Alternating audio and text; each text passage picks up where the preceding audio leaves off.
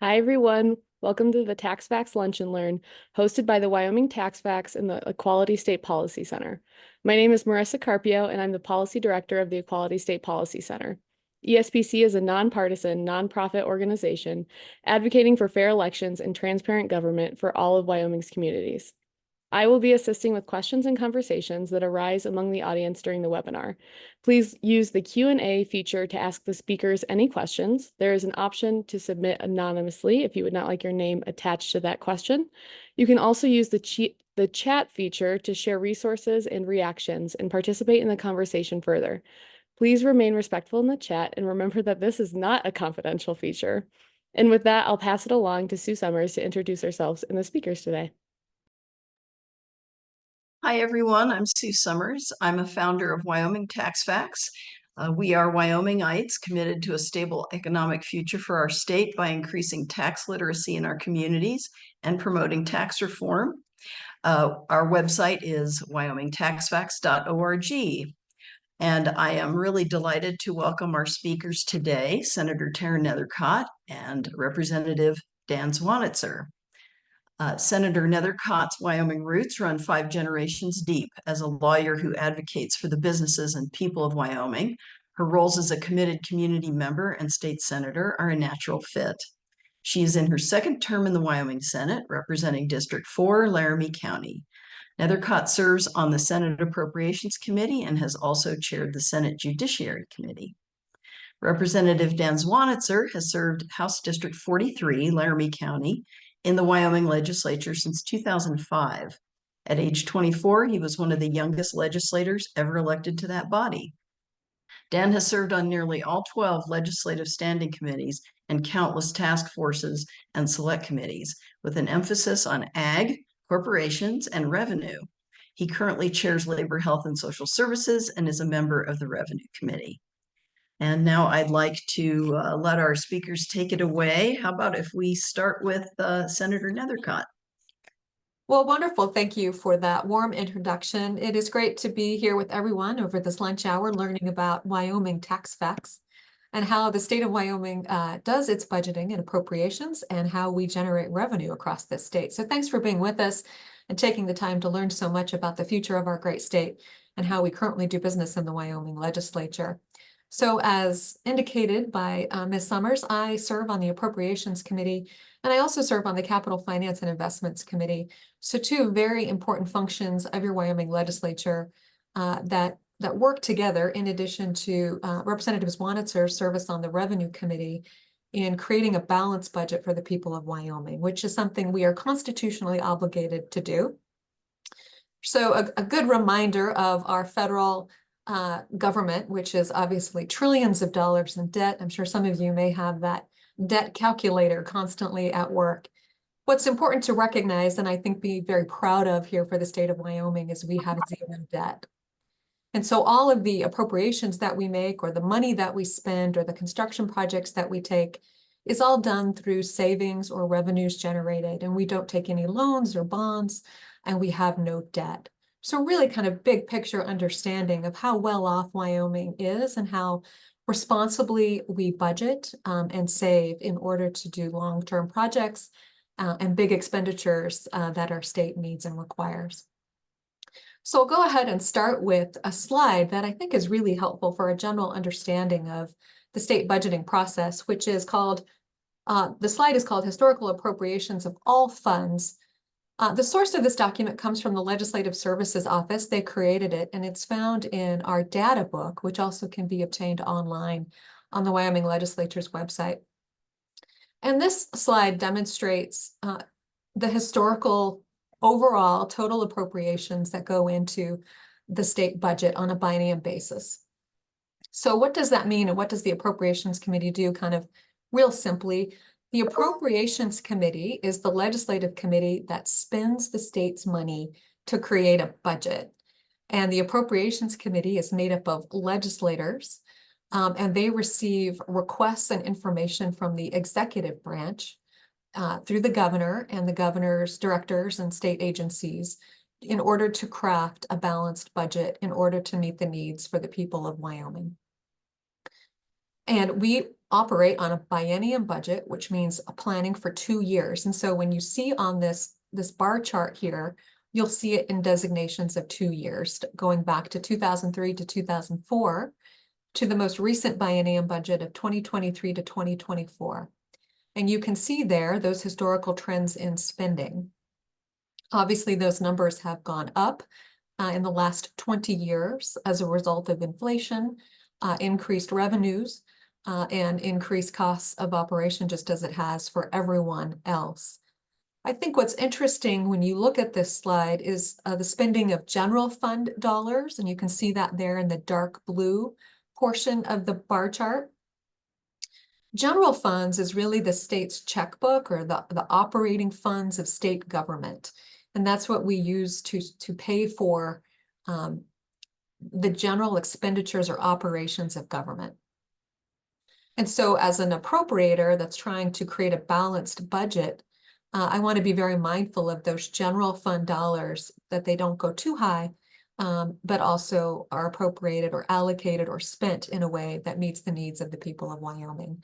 So that's a very important figure to pay close attention to. And so when you look at that over time, you've seen that dollar amount go up by about $1 billion up and down within the last 10 years. So important to understand the historical challenges that Wyoming has faced in our need to reduce the budget as a result of declining revenue forecasts from our oil and gas and fossil fuel industries, and different challenges on the global markets, of course, as a result of the pandemic, and needing to reduce that budget. What this reflects is the Wyoming legislature and the governor, the executive branch's ability to do just that. And important to recognize the nimbleness in our budgeting abilities. It's never easy to cut and reduce a budget, but we can do it, and we can do it thoughtfully. And then we can also restore some of those cuts in a pretty timely fashion, recognizing our boom and bust cycle that we all are so much aware of in Wyoming. And then you can see on that red line in the bar chart our federal funds.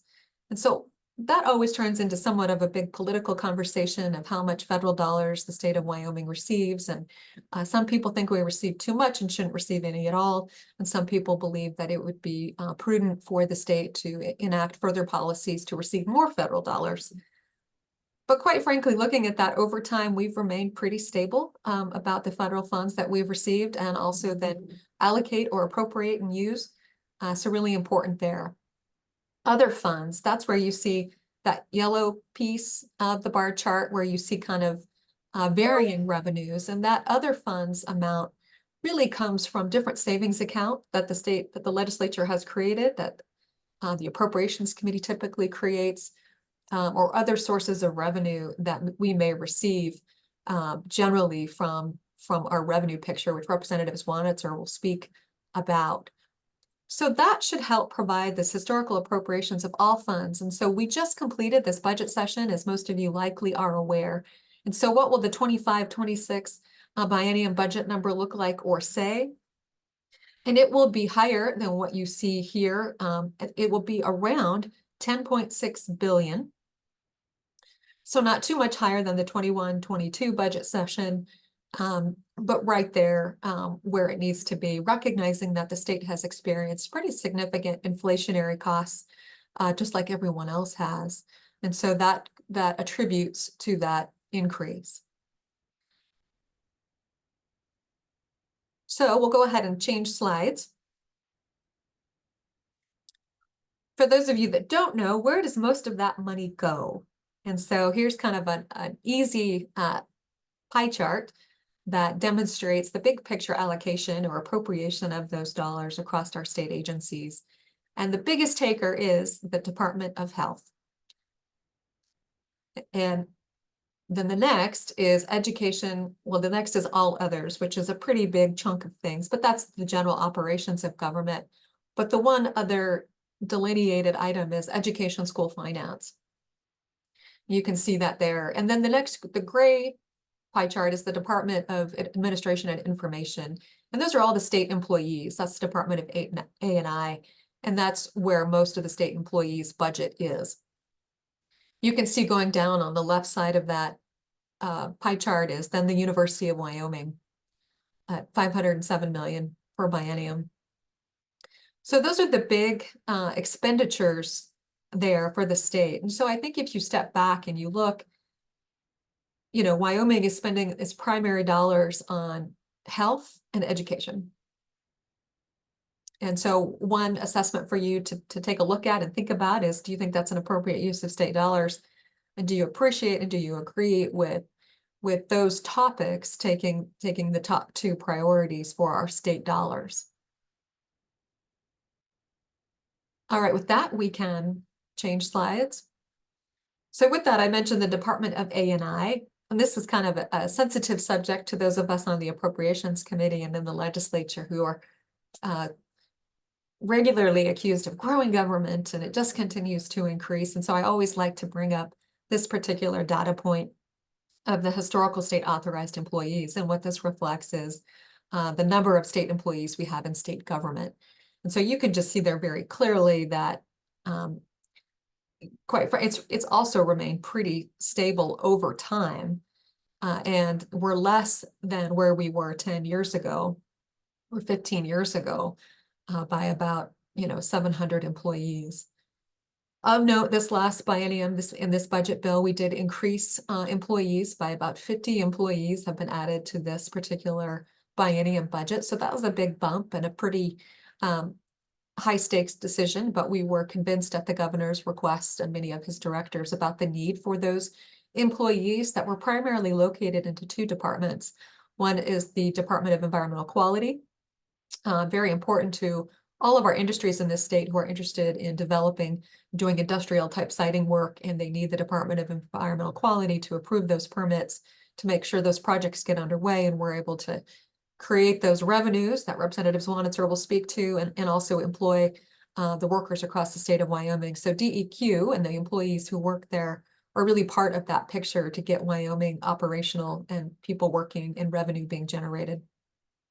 And then the second area where we added employees primarily was in cybersecurity functions associated with securing our state's cybersecurity systems. And so those were the two primary locations where we added employees. But I think also important just to recognize big picture as we look at this historical number of state employees, that it remains fairly flat and conservative. Next slide. So the other big function that you saw from the big pie chart was historical K through 12 funding or education funding.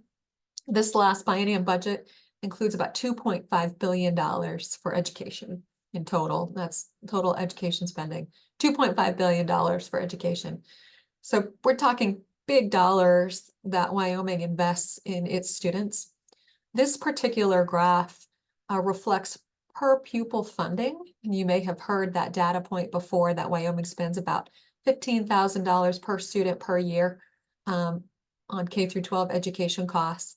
And this reflects those numbers here on that chart. The blue line is enrollment, so the number of students we have in Wyoming K through 12 schools and how much money we have historically spent on them. So you can see maybe if you were a K through 12 student in Wyoming, what if you were a benefit of Wyoming's generous K through 12 dollars, or which would be very recently, and I doubt there's many of you watching that received those increased dollars from about 2005 onward, or if you were at some point before or not at all. But again, a question for you watching as voters for the state of Wyoming and interested in this topic, and as we maybe discuss property tax issues, whether or not you think that this is an appropriate amount to be spent per pupil per year on K through 12 funding, but it is a constitutional provision that we have, which is to fund education, and we value that in the state of Wyoming, and we always have. I think it's important that we continue to prioritize that, but understand what constraints we may have as a challenged economy and a boom and bust system that's historically been reliant on the fossil fuel industry. So certainly we are challenged with that and continue to find ways to fund education, recognizing that challenging future ahead for us. Tara, excuse me. I've got a couple of interesting questions in the chat, and about this chart in particular, and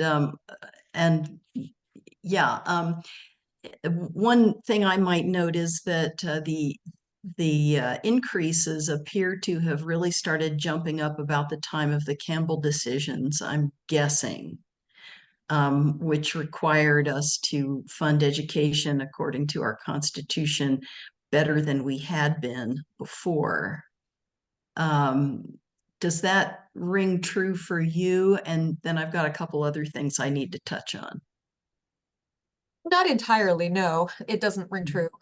So it is certainly part of that analysis, but I don't think, and I will find those specific dates of those decisions and provide them back here in a minute. But no, I don't think you'll see a direct correlation between those decisions and the increase in spending. I think what you'll see here is an increase in revenue. So in this time, Wyoming became very fortunate in the revenue that we were generating from mining coal. And we Okay. applied that to education funding, and we voluntarily chose to do that. And I think that's something that the people of Wyoming can choose to be proud of, but recognizing that we were doing very well financially and bringing in significant revenue and prioritizing education with those funds. So interesting. Okay. One question, what is the difference between education/finance or K-12 and the Department of Education in terms of appropriations? Great question. And then does per pupil spending include school construction, or is that a separate expense? Per pupil expenditures does not include school construction. So important there. And thank you to Marissa for going back to the large all fund appropriation slide, which delineates there for you the education school finance in that kind of gold color that provides that $1.7 billion figure. And then you can look down a little bit further, about 3 segments below, to the Department of Education funds of $412 million. So there are different appropriations or allocations of money, and the education school finance money goes to the schools as an appropriation to the schools across the state. And the $412 million goes to the Department of Education to do the mission of the Department of Education, which is generally to provide that statewide superintendent of public instruction role, but isn't actually within going to directly to students in the same manner of education school finance. Great. And one last little deal here. Does the big bump in per pupil funding coincide with the move to full day kindergarten? That this kind of overlaps with what we talked about before. You know, I can't speak to that. Don't serve on the education committee and don't know that level of detail directly. So I'm not certain on that kindergarten component. There's a lot of factors that contribute to how we calculate that per pupil amount, always up for debate. And everyone can provide challenges to how we calculate this figure, and recognizing that what it costs to educate the students in Laramie County is not the same as it costs to educate the students in Sublette County as a result of an economy of scale in Laramie County, where we have a higher concentration of students. And the more rural you go, you still need a lot of the same similar resources. You need the school building, you need the gym, you need the teachers, you need the administration, but you may have less students. And so there's a lot of criticisms for how this gets calculated, but it is some baseline that we can help understand for how we're allocating money to students. Some of that does have to do with an ADM calculation, which is average daily attendance, and how that gets calculated. Some schools have the block scheduling, which can impact whether or not a student is attending on an average daily membership, or whether they're not. So there's a lot of different kind of subtleties that can influence this, but I would say big picture understanding, regardless of the kindergarten enrollment, the increase in spending has a result of a deliberate and intentional decision by the Wyoming legislature to fund education as a result of receiving increased revenues from mining coal. Okay, thank you. Marissa, did you have anything you needed to add with the Q&A? Yeah, I see one question here. I'm going to go back. It says, I'm wondering why we don't see a bump in federal funds from 2020 through 2024 with CARES, CRSSA, and ARPA. A very astute question there. And a lot of this has to do with how some of those funds could be flexibly spent. and flexibly spent in that we could backfill them in our own accounting and funds for the purposes of which they were statutorily required or limited to their purpose. And so we could put them in our own regular, let's say, general fund dollars, and then use those general fund dollars for a separate and other purpose, which is why then you see that increase in other funds during that time. So it has to do with accounting and how to use that money efficiently. We were really challenged in receiving that amount of money and getting it out the door responsibly within the time constraints provided. And so we're trying to be very thoughtful. And I think your Wyoming legislature and the executive branch did a really good job of trying to really maximize those dollars, ensuring they got out the door for the right projects. Thank you. I think that answers the question. I have a follow-up question. Is that part of why we see the increase in 2021 and 2022? I know you mentioned inflation is also a part of that, but are those funds, did that contribute to the 10.25 we see between 2021 and 2022? Yes. Great, thank you.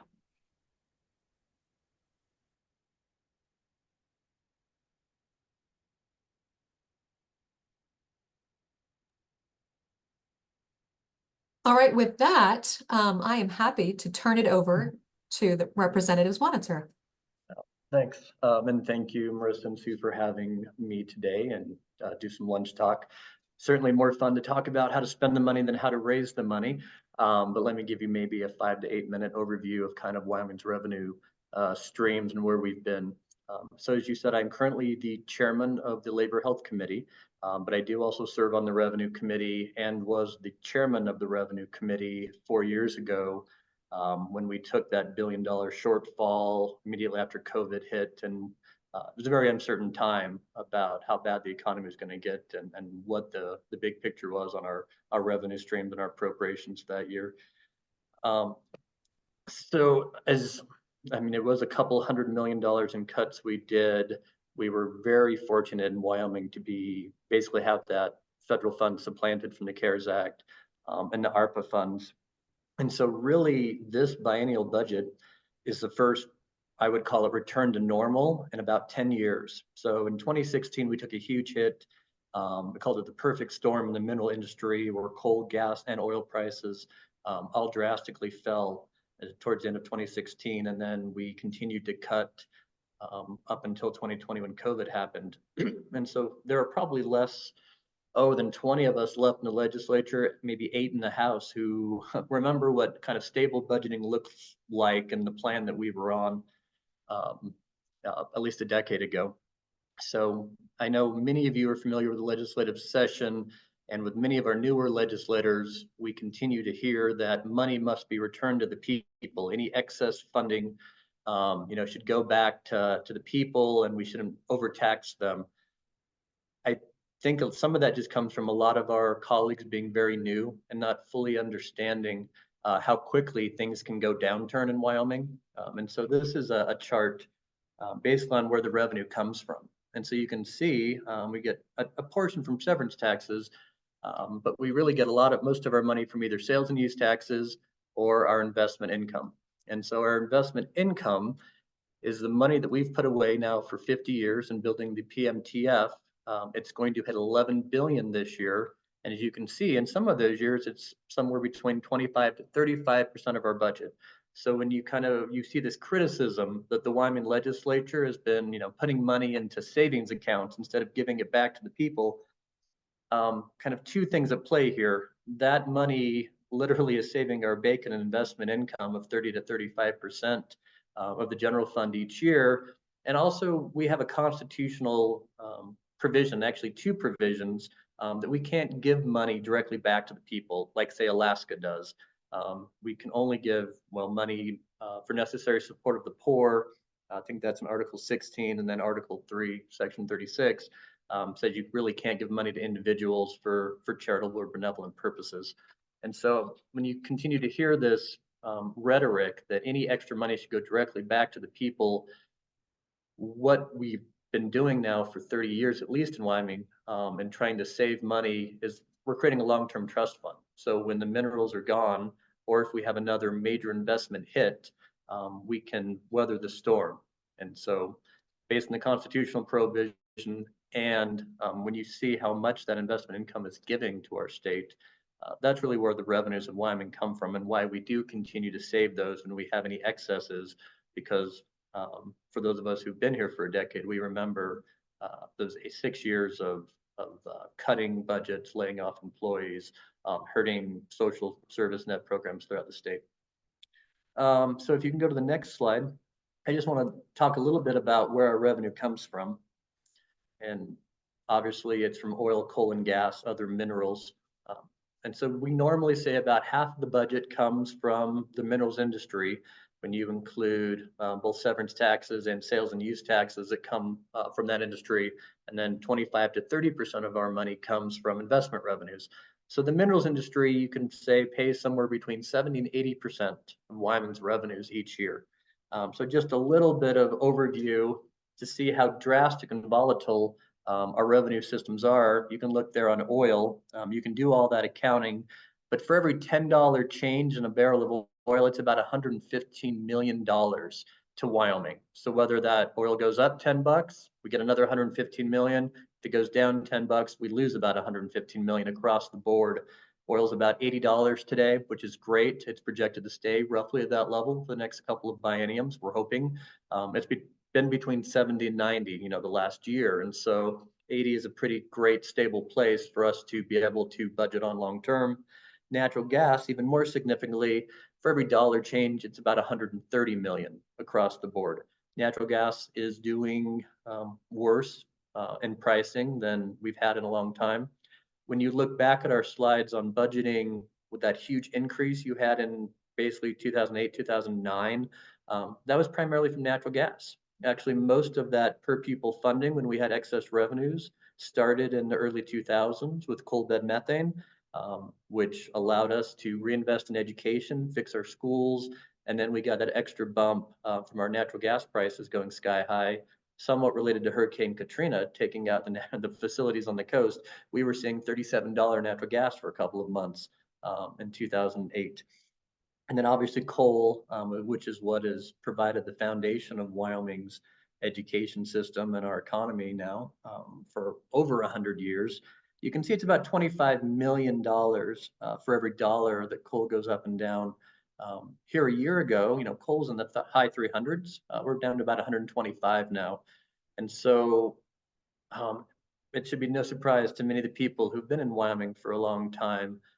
The volatility of our revenues are based on minerals, and you can see just how quickly prices can go very high and prices can go very low, and has drastic effects. $500 million swings that we can get in a year. Again, all of our revenues are through what we call a CREG, a consensus revenue estimating group, who spends.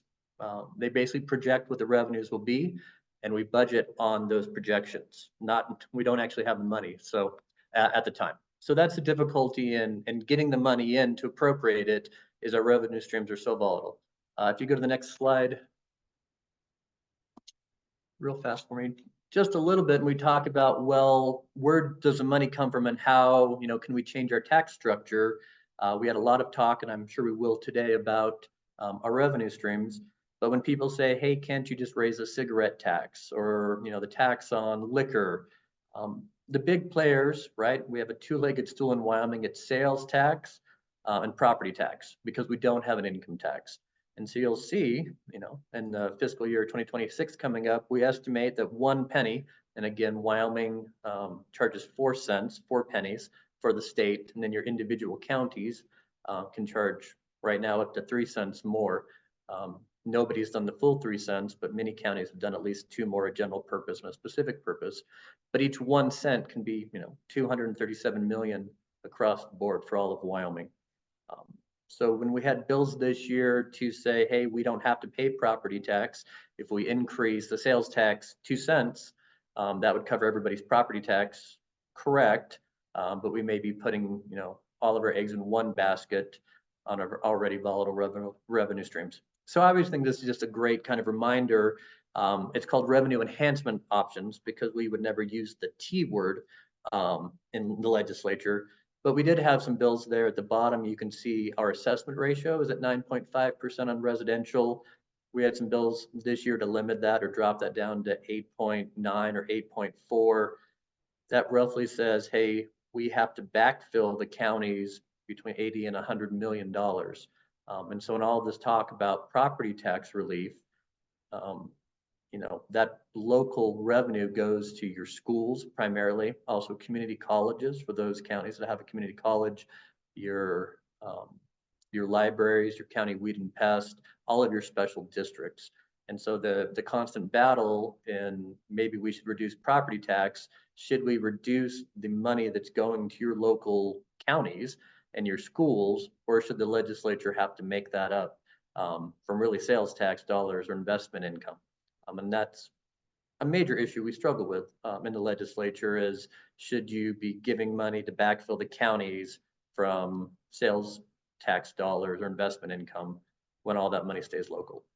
So I'm happy to answer any questions on those slides or just jump right into questions on our historic revenues or where we're going or where we hope to be going long term.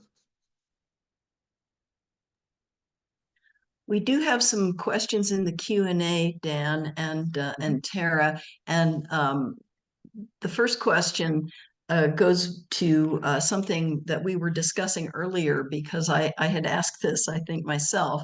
It's a question about the other funds and the $1 billion decrease in other funds at different points, the increases and decreases in other funds, essentially.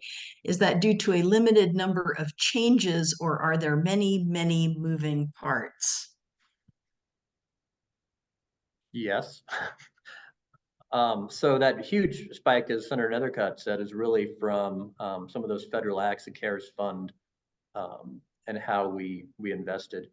Some of those other funds include the Hathaway Scholarship, right? And so you'll see that big bump when we had more, I shouldn't say we had more money than we knew what to do with, but when we had that huge excess of revenues in 2005, 2006, and had an extra almost $1 billion, and we wanted to put that towards education, that's when we created the Hathaway Scholarship Program and really tried to put those one-time monies into a project that would forever benefit the school kids of Wyoming. But that specific question, I think that bump in the 21-22 biennium is from the federal funds. That's correct. Marissa, I'm sorry. Go ahead, Tara. No, that's correct. And it is somewhat complicated, but it's not overly complicated that it's hard to understand with more time. And just for some more background, like a billion of that is the workers' comp fund. And so when you're like, where is this $4 billion or $5 billion in other funds we're talking about?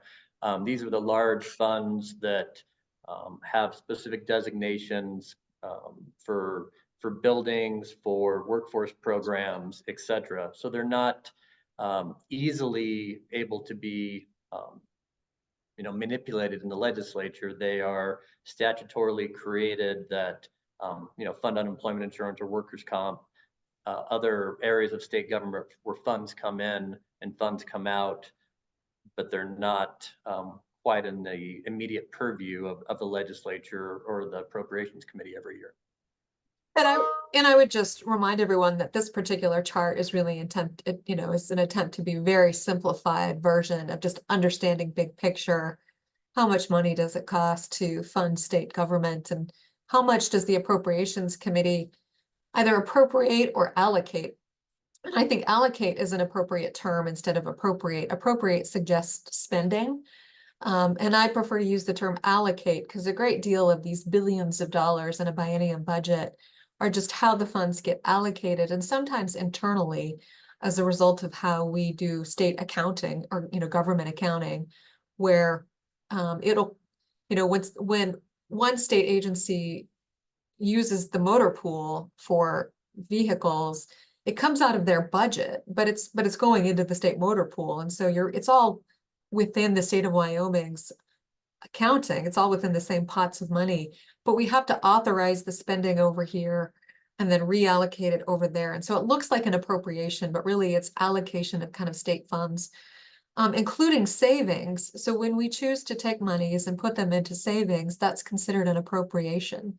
So in this year's budget, we appropriated $375 million into different savings accounts directly. And we also did some different things in order to generate more savings allocations. But there was a direct appropriation to say of 375 million into savings, and that shows up on these historical appropriations numbers. This kind of goes to a couple of the comments in the Q&A. Yes, we will be sharing these charts out after the presentation. There will be a link to them on both the Equality State Policy Center website and Wyoming Tax Facts .org. And someone is asking if there is a graph that shows savings year to year, such as the LSRA and PMTF funds. I'm sure that there's a link to something on the legislative website that we could maybe post in the chat. Yeah, there's two sources you can go to. Probably the easiest source to look at is the state treasurer's website. The state treasurer is responsible for investing most of our savings. And so the state treasurer currently invests $28 billion of state dollars that are under investment. So 28 billion. So you can go to the state treasurer's website, and if you just click on the investments tab, you can see that number there, and it's actually 28,537,223,949,000. And those are earning, that's how much we have under investment. So you Excellent. can see that in a report of all those accounts that the treasurer invests, and then also on the legislature's website. Thank you so much. Let's see, I'm having a hard time prioritizing all of the Q&A here. There's a question about the end of the legislature this session. Where did we end up as far as the fiscal impact of the property tax bills, and realizing that the opera isn't over yet? So there were, I guess I would say, 4 property tax relief bills that were passed, or at least 4 that deal with property tax. House Bill 3 is, again, for those residents who are over 65, who've been here for 25 years, paying property tax. That's, I think it was an $8 million appropriation for the biennium, so $4 million a year. Again, House Bill 4 is really an extension of the property tax relief we've been doing now since last biennium. It was maxed out, and so the governor originally, and then the Revenue Committee, put $20 million into property tax relief, and it deals with the average of each county on what that reimbursement can be. If you go into your county and ask for property tax relief, they'll look at your income. You have to provide some information, but it was widely popular and so well used that we put 20 million into it. The veterans tax exemption from the Senate, we doubled those people who are eligible. We doubled the people already eligible who are getting $3,000 to $6,000 of relief, and that's also about 4 million. And then the big one is House Bill 45, which is the 4% cap per year. And maybe the Department of Revenue or the assessors will have numbers long term, but it really depends on what those increases are each year, on what that's not getting to your county special districts. And so that'll be the massive over time. If assessments go up more than 4% each year, here down 5-10 years down the road, very significant concerns to your local schools, et cetera, with that cap in place. I think it's a great thing for the near-term future while we stabilize, but that's, I think, just a long-term unknown.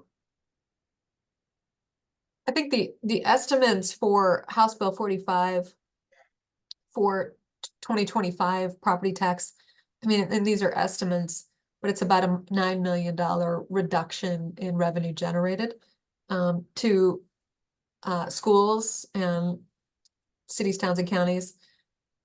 So about 9 million.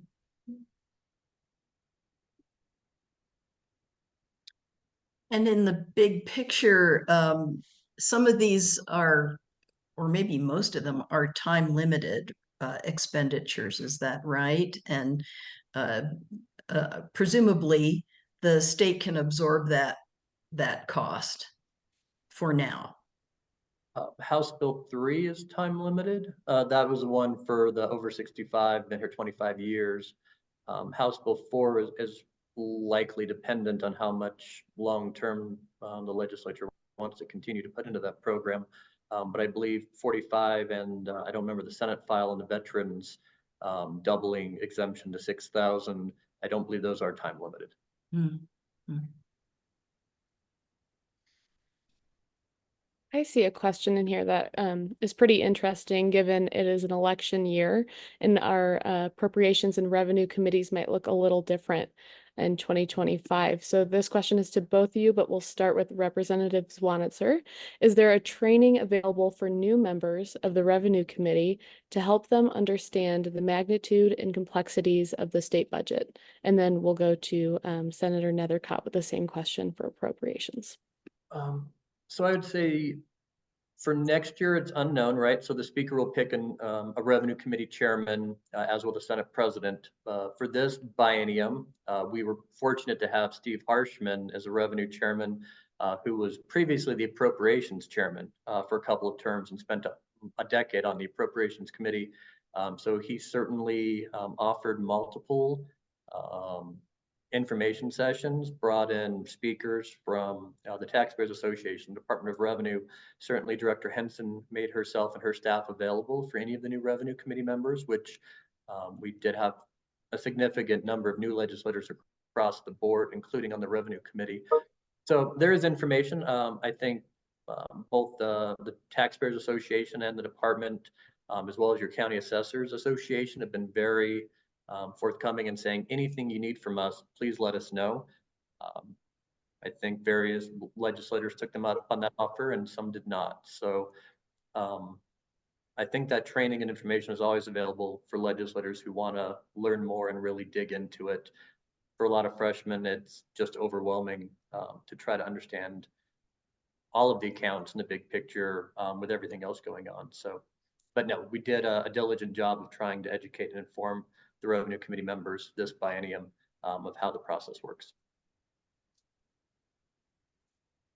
Yeah, so to respond to that, is there a training? There's nothing official. There's no like school that newly elected legislators get to go to. Sometimes leadership will have or ask LSO to provide kind of informational or educational opportunities to legislators concerning any topic.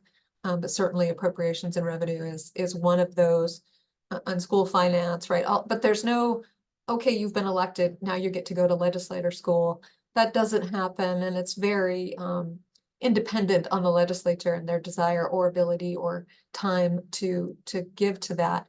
I think for any of those of you who are thinking of running or want to support a candidate, you know, to be realistic, there's no expectation that your first year in, you're going to be able to get your arms around this in a meaningful way, and that at the time you choose to run for office or are interested in doing so, that you have that ability either. It does take some time. And there's a lot of people typically in the room and LS within the Legislative Services Office that have the expertise to help guide those decisions so you're able to vote. But I think a little bit of grace for people who are interested in running and candidates, and understanding that it takes a bit of time to get your arms around all of the things that the legislature does. And we try not to throw you in the deep end of the pool your first term either. I mean, there's no freshman on appropriations besides one individual who was a 10-year legislator and took a couple terms off. But appropriations has almost always had, you know, you have to be in 2 or 3 terms just to get on that committee once you understand how the process works everywhere else. I'm going to circle back to that question on education, specifically the question regarding whether or not the litigation from the schools against the state contributed to the increase in funding.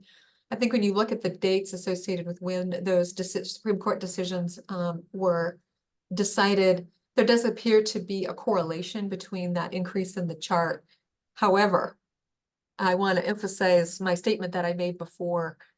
When you look at what the state is required to do based on the Supreme Court decisions or based on the evidence-based model that the state produces as a result of those Supreme Court cases, the state of Wyoming has chosen, the legislature has chosen to spend more money than what the evidence-based model suggests. And we've done that at least since 2006 through 2020. And the over expenditure of that amounts ranges from $40 million a biennium to $100 million a biennium. So there is an intentional decision to provide more than what was necessary. And again, that was the coal bed methane revenue days. And the first thing where a lot of that money went was to fix up dilapidated schools. Because in the 90s, there was no money and major maintenance.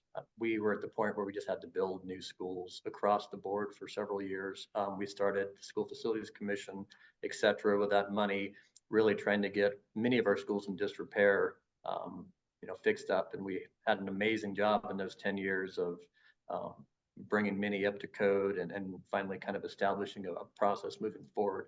So it was perfect storm of perhaps the Campbell decisions and an increase in revenue that your legislature 20 years ago said, long term that should go to education, and that's been the policy for as long as I've been here, and from what I understand for generations, is education is first and foremost.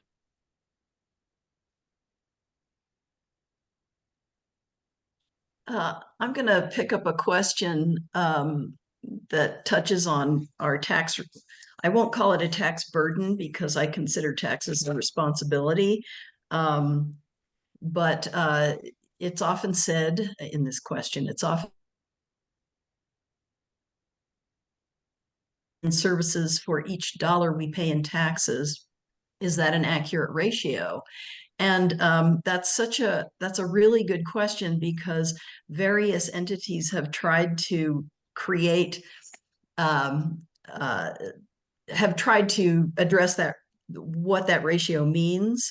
The Wyoming Economic Analysis Division with UW has created a ratio that looks like it's about $1 paid in taxes gets you, most recently, $5.50 in state services. But it really depends on who you ask. And I'll put in a plug here for the Wyoming Taxpayers Association and their Cowboy Family website. So wyotax.org. And they have a link to their Cowboy Family, and they've decided on a different average home, different average family unit for Wyomingites. And so they have an interactive spreadsheet where you can plug in your, what you pay and what you own and what you get back. And so that's one way to address that ratio and try to dial in what's more accurate. And so now that I've monopolized some of our time, Dan and Tara, do you have anything to add to that? Sue, for me on my end, you cut out right when you said the ratio, so I'm just going to repeat it just in case that happened for anybody else. It's often said that every Wyoming citizen receives $10 in services for each $1 we pay in taxes, and asking whether that is an accurate ratio. And thank you for that question. I think you posed it up nice. So I'll pass it to Senator Nethercott. Well, any of those statistics can always be debated, including all of the numbers that I've given you here today. I gave you a direct dollar amount of how much we appropriated, and then I told you, well, it's really not an appropriation in the amount of billions of dollars, right? And so it can all be, it's how you analyze and evaluate the dollars. But I think ultimately the assessment that the people of Wyoming receive more than they put in financially in taxes is an accurate statement. That Wyoming has been very blessed, and your state leaders have been very responsible and how we've been blessed in ensuring that the people of Wyoming have not been placed with the burden of paying for many of the services that they receive.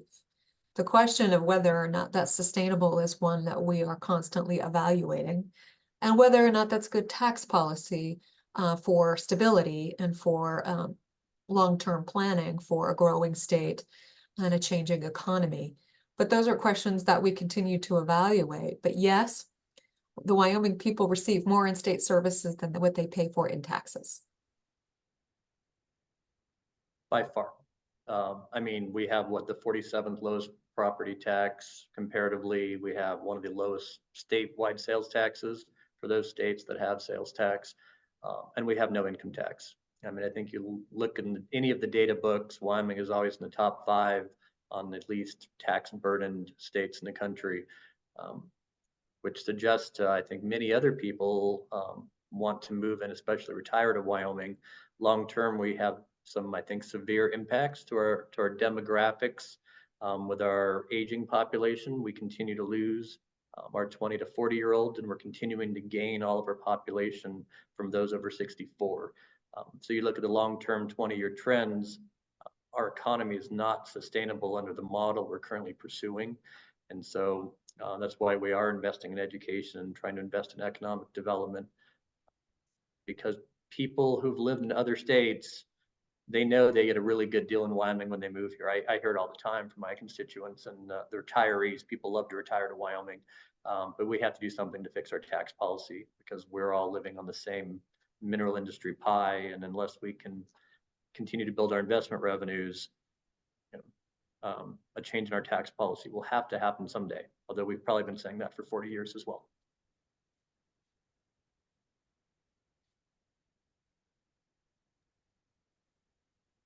Thank you. And I can move to some of these questions. It doesn't look like we'll get to all of the questions by the end of this webinar. So feel free to reach out to Sue and I, and then if Representative Zwonitzer and Senator Nethercott would like to put their email in the chat as well, and we can try to get to those at a later date. But I will ask one of these. I hear a lot about the dangers of big government, and as evidenced by Senator Nethercott's slide, we know that the number of employees remains mostly flat. Can you talk about the dangers, if there are any, of a government that stagnates in size? And we'll start with Representative Zwonitzer and then go to Senator Nethercott. Sure. I mean, I think everyone knows when you look at the per capita ratios, we do have more state employees per capita than almost any other state. That's primarily due to us being a highly rural state and having all of our population centers be an hour away from one another. The big jump you did see previously in state employees was when we built the Torrington prison. So if you look back at that slide in 2006, 2007, when we jumped up 700 employees, we actually saved money by increasing the number of Wyoming state employees instead of sending all of our prisoners out of state on contract. And so even those times you have seen jumps, it's been very responsible. As Senator Nethercott said this past year, 50 new employees, primarily in DEQ for dealing with federal government issues and permitting. I think 10 of them were in enterprise technology services, because the world of computers and technology affects all aspects of our lives across state government. And so for cybersecurity and some other reasons, we had to increase some state employees there. But we have been very responsible and very diligent in trying to limit the number of state employees, because that is one of the constant things we hear from constituents, from the media, is Wyoming has too many state employees. But, and Senator Nethercott can talk about this, they go through every agency, there's an authorized number of employees, and they discuss each in detail. And as soon as some come available that aren't being used, I've sat through many bienniums where these positions were left unfilled for 6 or 9 months. We eliminate them. And so I think we've been very diligent in limiting the number of state employees, perhaps to our detriment. Where we have grown has been in audits, in federal natural resource management. We have not increased the number of hire patrolmen, certainly in 15 years. So there are probably some detriments associated, but at the same time, the majority of Wyoming says don't grow government. And so that's been our balancing act for a very long while. Yeah, I do think it requires a careful balancing and recognizing it's not necessarily about size, but how the state resource of people is being purposed. And so are we utilizing people in a way that is required and where they need to be allocated? So for example, DEQ, we know as a result of increasing federal regulations coming down, we need more employees within DEQ. But there may be a different federal administration coming in that many of those regulations get eliminated and the requirement of having those employees is lessened as a result of decreased activity or a variety of reasons. And so does the state then just eliminate those employees? And the answer to that is no. We don't just, fire and hire at random. We try to be very responsible and be a premier place to work as evidenced by our support of employee compensation increases. But it is a really tricky balance to do because you have to be mindful of those changes and effective utility of resources, and knowing that you also have health insurance costs, right, with those positions, that you have retirement obligations associated with an ongoing pension plan, and how do we continue to fund the retirement system and who is contributing to that, and is it sustainable? So really big and complicated questions when it comes to state employees, but I think we've done a pretty good job of being balanced in that approach.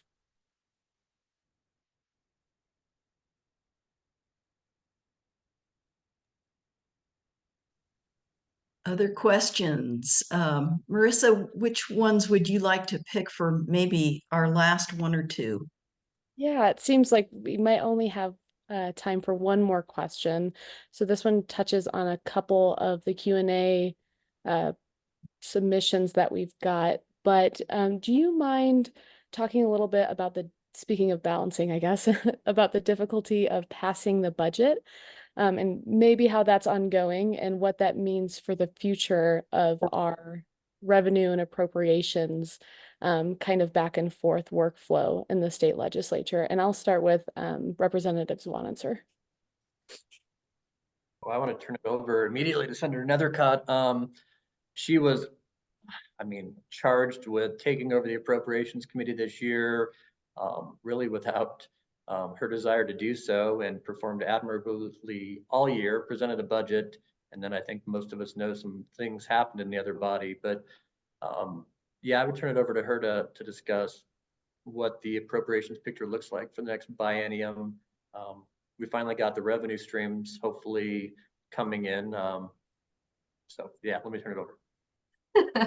So I think ultimately the issue is whether or not the political polarization that we're seeing within state government and at the national level will have an impact on how the state is able to implement a balanced budget.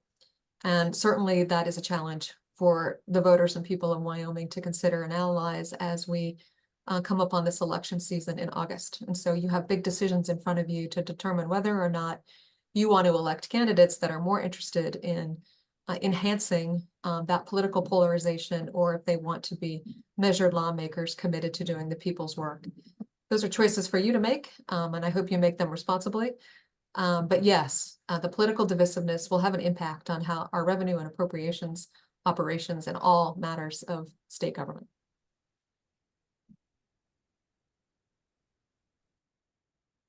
Thank you. I think that was aptly said, and kind of, yeah, definitely saw that between the Senate and the House and revenue and appropriations, and how important it is for you all to work together. So thank you for being two leaders in that topic. So yeah, thanks everyone for joining Tax Facts Lunch and Learn with Wyoming Tax Facts and the Equality State Policy Center. We would like to thank our sponsor, the Wyoming Community Foundation, and our next webinar will be on May 29th at noon. So please mark your calendars and go to equalitystate.org/tax to sign up for the next one when we have that registration up, which should be within the week. You will all receive a recording of this webinar along with those slides, and I'll pass it on to Sue if there's any other things that I've missed. Otherwise, thank you so much for joining us, and we'll see you next time. Thank you, Marissa. I think that about wraps it up. And thank you, Senator Nethercott and Representative Zwonitzer, for joining us today. Thank you. Thank you.